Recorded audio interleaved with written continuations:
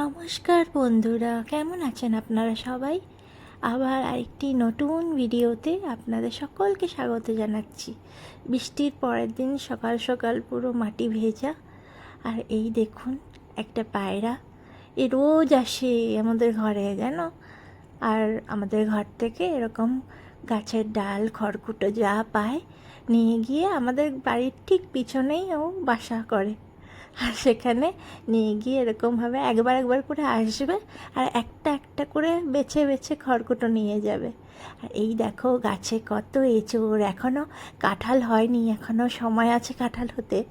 এখনও কয়েকটা রেখে দিয়েছি, অনেকগুলোই এঁচোড় খেলাম, আর কয়েকটা রেখে দিয়েছি যাতে কাঁঠালটাও খেতে পারি। কাঁঠালটাও তো খেতে হবে বলুন, সবসময় এঁচোড় খেলেও তো আর ভালো লাগছে না এঁচোড় খেতে। এবারে আর এই হলো আমাদের সকালের আজকের ব্রেকফাস্ট। ভেজ চাউমিন, আলু দিয়ে আর বাদাম দিয়ে, আর ওপর থেকে একটু টমেটো সস। দারুণ লাগে খেতে, ঘরোয়া হলুদ হলুদ চাউমিনটা বেশ ভালোই লাগে। তো চলুন আজকে এখনই ব্রেকফাস্টটা সারা যাক। নেক্সট আমাদের লাঞ্চের মেনু আজকে দারুণ আছে, কেননা আমার বর দেখো কতগুলো মটন নিয়ে চলে এসছে। একদিকে এগুলো হচ্ছে বিরিয়ানির জন্য হবে, আজকে মাটন বিরিয়ানি হবে আর মাটন ঝোল হবে। তো আজকে স্পেশাল মেনু এটা। আর বিরিয়ানির জন্য মাটনগুলো একটু বড় বড় পিস করে এনেছে, এগুলো বিরিয়ানিতে দেওয়া হবে। আর এর পাশে যেগুলো আছে এগুলো হচ্ছে মটনের জন্য, মটনের হালকা ঝোল হবে, আর সেই জন্য একটু ছোট ছোট পিস করা আছে। আর এই দিকে বিরিয়ানির চালটা মা ধুইয়ে ভালো করে সেটাকে ভিজতে দিয়েছে হাঁড়িতে। আর এখানে দেখতেই পাচ্ছ কেওড়া জল, গোলাপ জল, মিঠা আতর সব রেডি করা আছে। আর এখানে পেঁয়াজ রসুন যতটা লাগবে বাবা সব ভিজিয়ে নিয়েছে। বাবা পেঁয়াজ ছাড়াতে বসেছে, আর আমি বসলাম রসুন ছাড়াতে। তবে রসুন ছাড়ানো হয়ে গেল, তারপর বিরিয়ানির একটু বড় বড় আলু না দিলে বিরিয়ানি কি জমে? বাঙালিরা বিরিয়ানিতে আলুটাই আগে চায়। আর এই দেখো, আমার বর সব জিনিসপত্র নিয়ে এসে এখন খেতে বসেছে সকালের টিফিন। আর এখন বাজে সকাল 11টা, আর আমি সব এখন রেডি করছি, বাবার সাথে সাথে হাতে হাতে হেল্প করে দিচ্ছি। আর এই যে বিরিয়ানির আলু আমার কাটা হয়ে গেছে, মাংস টাংস সব ধুয়ে দিয়েছি, রেডি করে দিচ্ছি। আর বাবা এখানে বিরিয়ানির জন্য প্রথমে মাটনের মশলাটা কষিয়ে নিয়ে পেঁয়াজটা ভেজে নিচ্ছে, তারপরে ধীরে ধীরে রেডি করবে। এদিকে সব পেঁয়াজ বাটা, কাজু বাদাম বাটা, কী আরও লাগে জানি না। আমি অতটা বিরিয়ানি বানাতে পারি না, কিন্তু আমার বাবা খুব ভালো বিরিয়ানি বানায়, বাবা আমার শ্বশুরমশাই খুব ভালো বিরিয়ানি বানায়। আজকে মেনুটা খুব হেভি, তাই রান্নাটা করতেও অনেকটা দেরি হবে।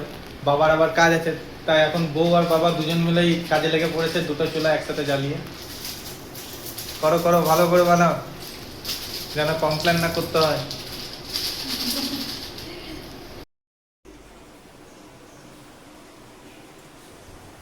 আর এই যে বিরিয়ানির চাল একদম রেডি করা হয়ে গেছে। এবারে বাবা বিরিয়ানিটাকে খুব সুন্দর করে লেয়ারে লেয়ারে সাজিয়ে একদম দমে বসিয়ে দেবে কিছুক্ষণের জন্য। তো প্রথমে একটু বিরিয়ানির চালটা ভাতটা আর কি ছড়িয়ে দিল, তারপরে খানিকটা আলুর লেয়ার দিয়ে দিল, তারপরে আবার ভাতের লেয়ার দেওয়া হবে, তারপরে আবার মাটনের লেয়ার দেওয়া হবে। এইভাবে সুন্দর সুন্দর করে একটা লেয়ারের ওপরে আরেকটা লেয়ার বাবা কত সুন্দর করে দেখুন দিয়ে দিল।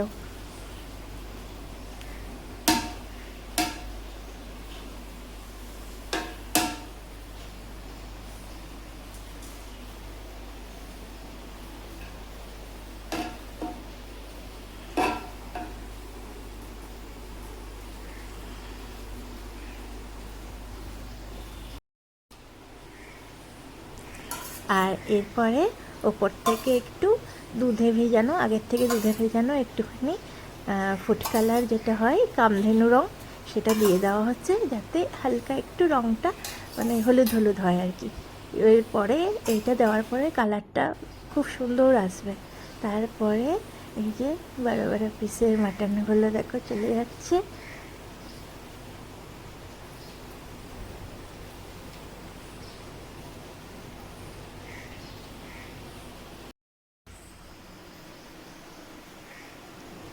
ব্যাস, এবারে হয়ে গেল কমপ্লিট। আর এই দিকে দেখো, আমি দইয়ের মধ্যে একটুখানি গোলমরিচ, একটু কাঁচা লঙ্কা কুচি, একটু বিট নুন দিয়ে একটা রায়তা মতো করে নিচ্ছি। এটাও বিরিয়ানির সাথে খেতে খুবই ভালো লাগবে। একটুখানি টক দইয়ের মধ্যে একটুখানি বিট নুন, একটুখানি গোলমরিচের গুঁড়ো, একটুখানি কাঁচা লঙ্কা কুচি, তাহলেই রায়তা রেডি।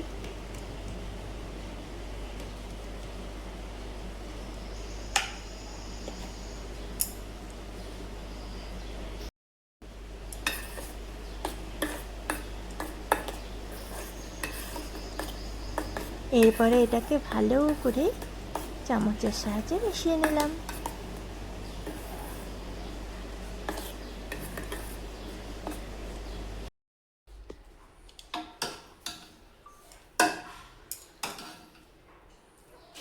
তো বন্ধুরা, এই বিরিয়ানির ঢাকা খুলে গেছে আর এই দেখো বিরিয়ানি প্রায় রেডি।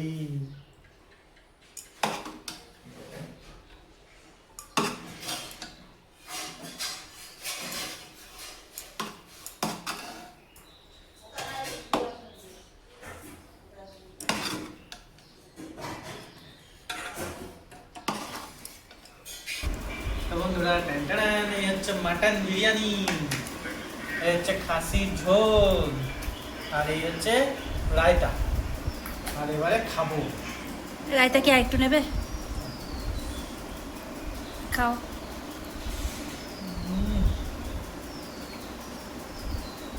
এই ঘরের বাবার হাতের বিরিয়ানিটা জাস্ট মারাত্মক লাগে। হাজারো দোকান দাদা বৌদি হ্যান ত্যান যা কিছু আছে সব ফেল। আর যে মাংস খাসির একদম দেখো পুরো নরম হয়ে গেছে। একটু চালের সাথে নুন, দারুণ হয়েছে। ফেমাস কেমন ভেতরে যা টেস্টটা আসতো না।